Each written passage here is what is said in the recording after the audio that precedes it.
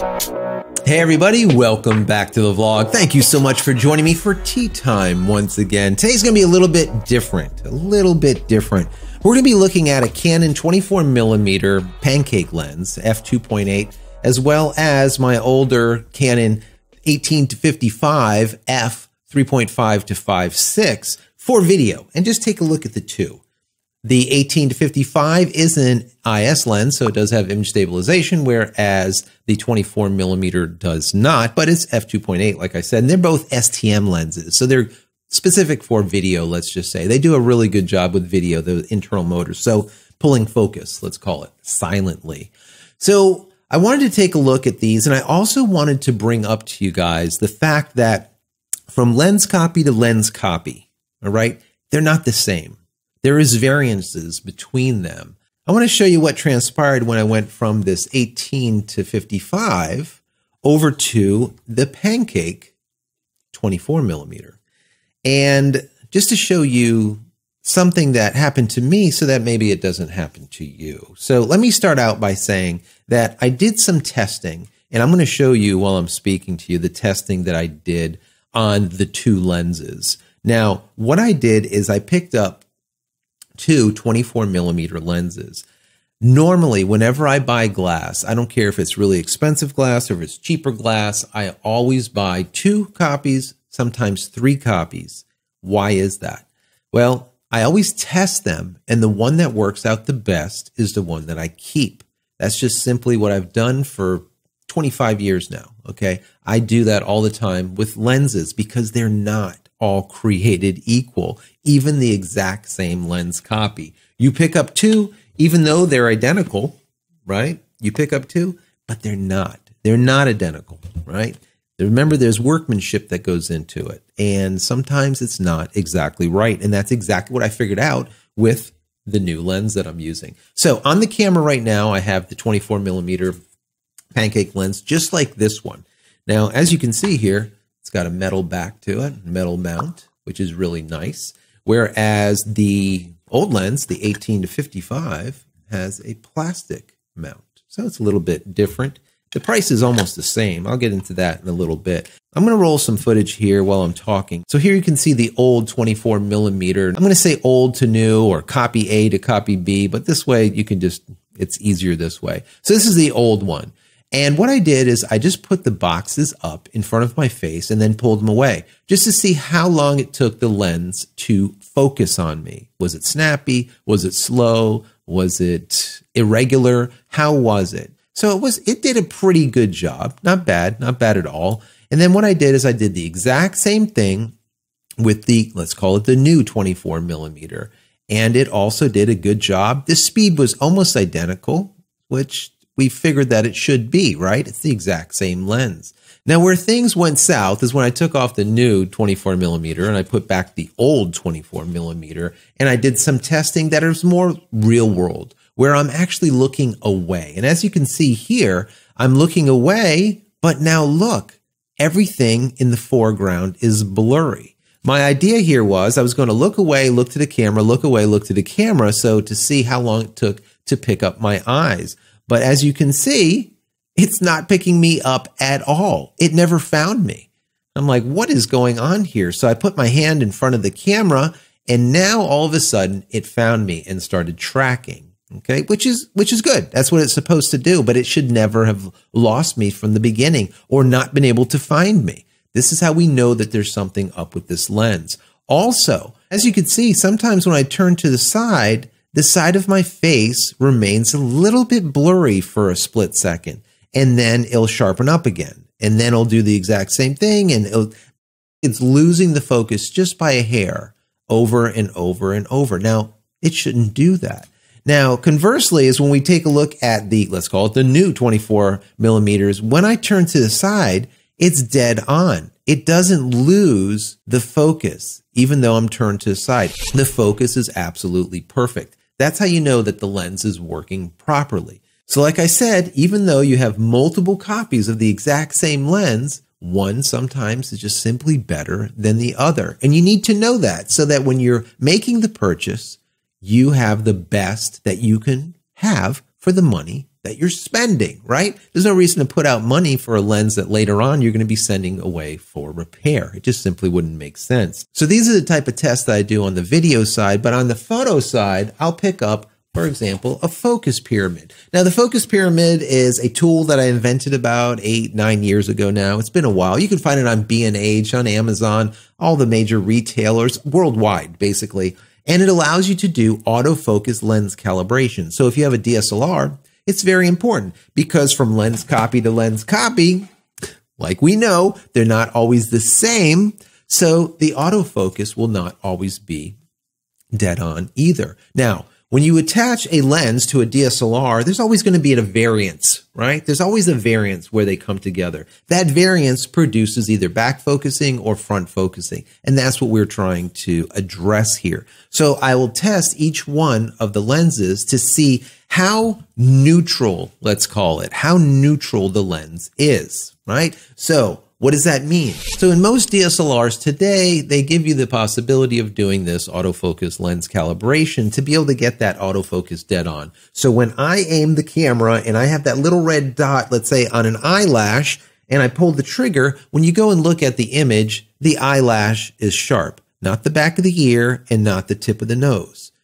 If that is the case, you either have back focusing or front focusing issues, and you have to do plus or minus on your AF. So to get a neutral lens, I want to be able to get it as close to 0 as possible before having to do any type of meandering around to get that autofocus just right. So when I do the autofocus testing, if I have this lens that I need, let's say -3 to get it exactly where it needs to be, and now this lens, or let's say the other copy that's on over there, needs, let's say, a +17 to get it right, I know that the lens itself is just from the factory not that close to neutral, and I don't want it. Any lens that you need to do plus or minus 20, at that point you have to send it away for repair. Now, they change over time also, and that's why we do autofocus lens calibration monthly, or for me, I do it just before very big gigs. Big gigs? Yeah, large gigs. So just to make sure that my autofocus is dead on, all right? Like I said, I don't want to take a picture of a model and her eye's supposed to be tack sharp and all of a sudden I see like little peach fuzz on the tip of her nose. That's not good. That is not good. What I also did is I put on that 18 to 55 just to see the difference, and did the exact same test. And it pulled focus really, really well, both ways, with the side-to-side movement as well as the box testing that I did. But what's interesting here, and as you can see, there's a depth of field issue, right? As well as a darkness issue. Why? Because the other lens, the 2.8, is obviously a stop more. You're getting twice the amount of light in. So we're able to get a shallower depth of field, number one, as well as needing less light to produce the exact exposure. So that is the difference between the 18 to 55 in comparison to this 24 millimeter. So looking at the pros and cons and who is this lens or who is the new Pancake 4 in comparison to 18 to 55, to me, the 24 millimeter simply providing more light is good. All right. I want to be able to record in the studio without blasting light that I'm blind. Okay. So a faster lens is better. Also, like I said, it provides a better shallow depth of field in comparison to the 4.0 is what I have to shoot on the 18 to 55 at a 24 millimeter. Also, I do think that the barreling is an issue on the 18 to 55. Barreling at 18 millimeters on that lens is pretty dramatic. Okay, it's not good. It's not good at all. Whereas if you back it off to about 30 millimeters, let's say 24 to 30, maybe even 35 millimeters, you'll reduce that barreling a lot because you're kind of getting the middle section in comparison to all of the edges. Now, as far as the 18 to 35, I do like it over the 24 millimeter. You can zoom in and out, right? You can zoom in and out. So you don't have to use foot zoom to be able to get your, let's say, composition the way you want it. Also, the 18 to 55 provides IS for image stabilization. So if you're running and gunning, all right, this is definitely the lens that you want to use for let's say your video or whatnot, because it does have IS, whereas the Pancake does not. IS, no IS. Image stabilization, no image stabilization. So the 18 to 55 will benefit you, like I said, if you're running and gunning. And once again, barreling. Barreling is a major issue unless you're zoomed in to at least 30 millimeters. So for me, I would say I'm going to stick with this 24 millimeter. Not this one, because this one is going back, because this is a hot mess, right? But the one that's on the camera right now, I think I'm going to stick with that one because it's a lot easier to do the lighting in here, get the composition right is not a problem, and the depth of field, I like it. It's not too shallow, but then again, it's not at f4. You can see the darkness difference between the 2.8 to the f4. There's a major difference. You're talking about twice the amount of light. So I really like this, and I'm liking it a lot. Also, I did some testing on the lens itself as far as photo, which I haven't shown you here, but the photos come out just tack sharp on this new Pancake 24 millimeter, and I expected them that they would. But for me, I do video, so I really don't care as much about that.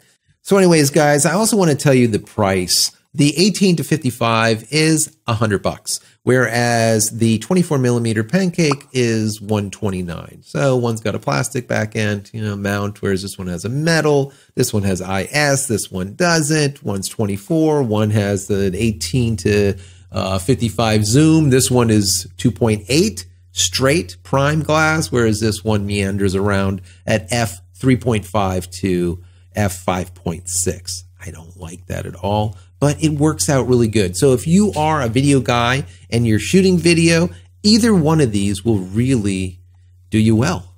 I mean, this prime is nice and fast glass for $129. I mean, this is just sick, stupid cheap. And this also at $100 for this lens, it's unbelievable of what it's giving us, right? What it gives us is just unbelievable. So once again, I wanted to give you a direct comparison between that 24 and that 18 to 55, but I also wanted to make you aware of, from lens copy to lens copy, they're not all created equal. Very, very important. Like I said, guys, pick up a few of them. Pick up a few when you're testing out lenses and only keep the one that works out best. Test, test, test. There's no reason to spend thousands of dollars on lenses and then later on look at them and be like, wow, what did I do there? What is wrong with this lens? Why is it like this? Test them, return the ones that you don't want. Return the ones that don't work out well, like this one. This one right here is just simply a turd. I don't know what else to say. It doesn't work well. It just simply doesn't work well. Sometimes it works, sometimes it doesn't. And as you can see in the video, it will lose its mind sometimes and not come back. That is a big issue, a big issue.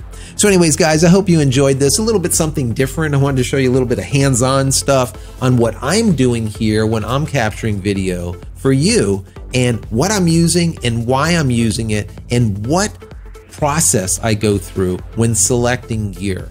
I'm very anal when it comes to my gear. I think you guys know it and you can see it.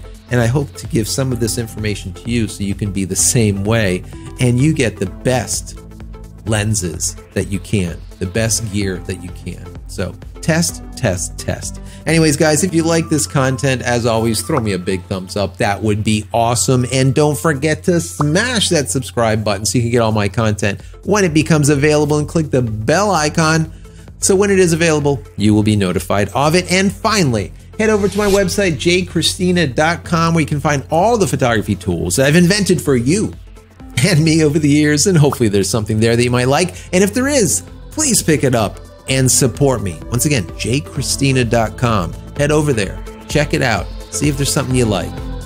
Thank you so much.